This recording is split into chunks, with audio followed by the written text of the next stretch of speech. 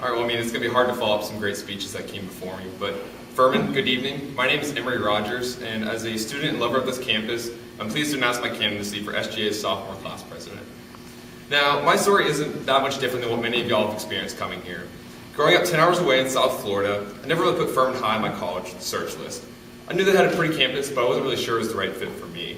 That was until taking a closer look, I realized that Furman really had what it needed to offer me. Wonderful city, great academics, and a healthy student population. It's actually a funny story. Just 2 days ago, my mother sent me a text message from 2008. It was actually a picture of me and my siblings in front of the bell tower here. Little did I know way back then that I could grow to love this place that I'll call home for the next 4 years.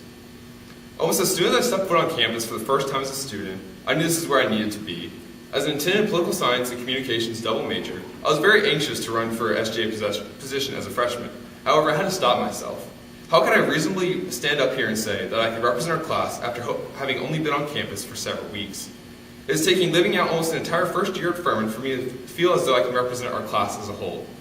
Meeting and getting to know people from all around the world like China, Greece, Sweden, Colombia, and even those back home in the States, I have found there is no one Furman student, which is why I want to represent you as an elected class officer. But what does it really mean to be a leader, though?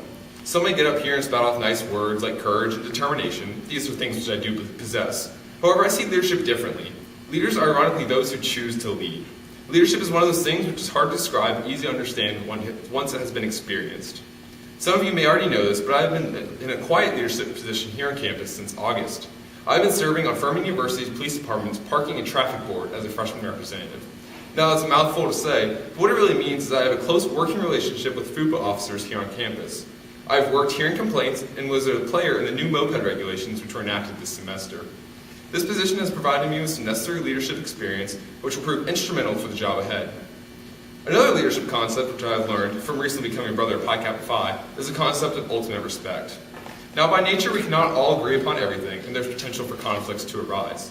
However, ultimate respect requires listening, recognizing that others will have differing viewpoints which you should take into consideration when making decisions as a leader.